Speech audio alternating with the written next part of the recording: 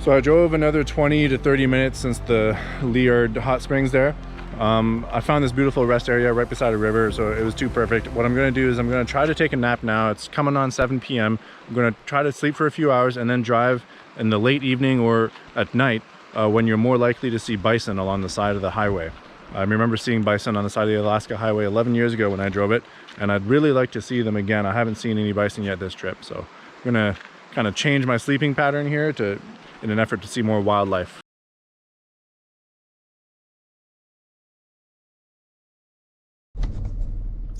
All right, nap complete. Let's hit the road. It's 10:11. Should be prime bison spotting time.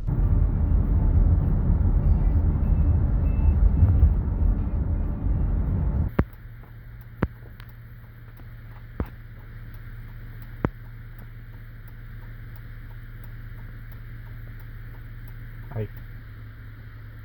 That looks like a baby, doesn't it? Oh, it's a little brown bear.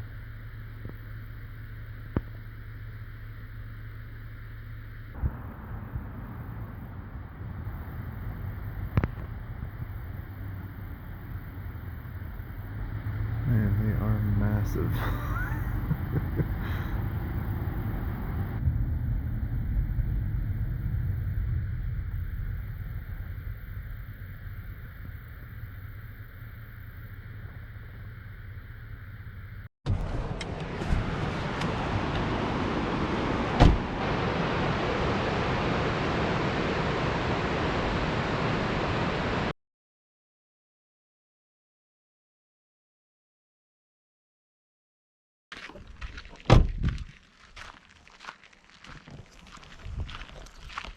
Well, it was one mosquito after the next in the van last night. There seemed to be an endless supply hidden in there.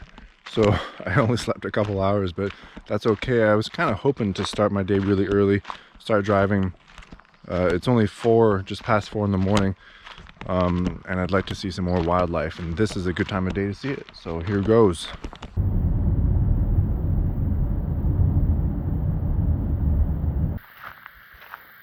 There it is, the Yukon sign. This is the same one we posed in front of 11 years ago. Hard to believe. It's been that long.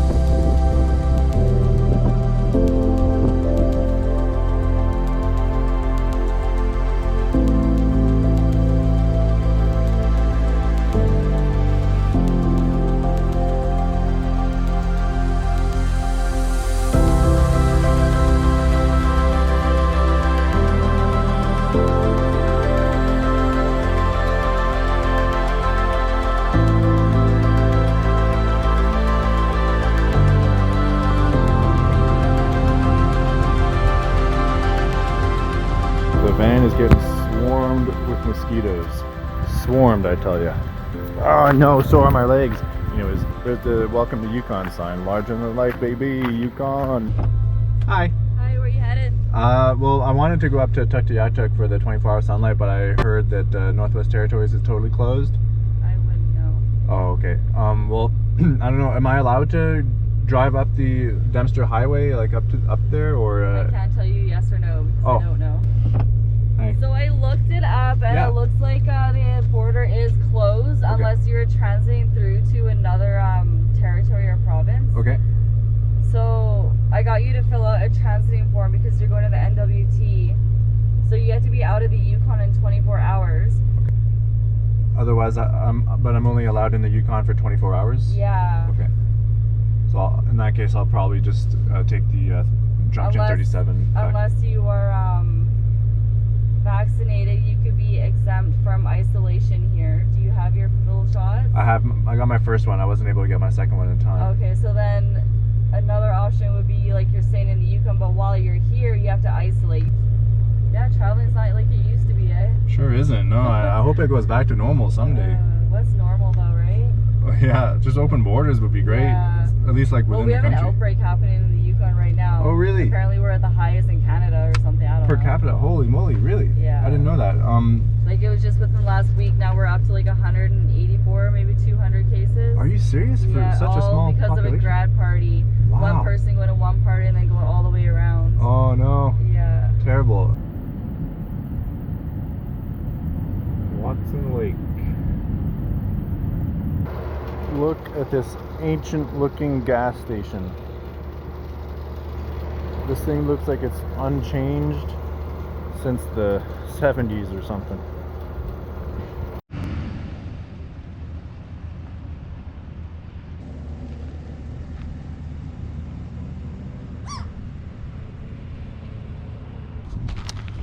So I'm not sure where to start here. So to answer the question, will they let me into Yukon? I guess technically yes, but with conditions that have made continuing north sort of unfeasible. Either I have to quarantine for 2 weeks in a hotel, which forget that. The whole purpose of going up north is to see the 24-hour sunlight right now, so I'm not waiting 2 weeks. Or I'm allowed to transit through. I have to be out in 24 hours. So I guess the far north is not in the cards for me this year. I'll have to try it again someday. This is just kind of confirmation of what I already knew. I had asked the lady working at the information center in Fort Nelson, and she had told me about this. Also, the Yukon Territory is, the Northwest Territories are completely closed, so I wouldn't have been allowed in at all anyway. So it's not the end of the world. I'm remaining positive. I'm going to take Highway 37, the Stewart-Cassiar Highway back down south through BC, so it'll be a big loop, so I won't have to retrace my steps. And so now I'm in Watson Lake, Yukon, in southern Yukon, and this is the Signpost Forest, which is one of the major landmarks along the Alaska Highway. It was started during the Second World War in 1942. An American soldier who was injured and was here. It was the US Army that built the Alaska Highway, and a soldier put up a signpost to his hometown of Danville, Illinois, and the tradition continued, and now there are, according to Wikipedia, over 80,000 signposts in this forest. Remarkable.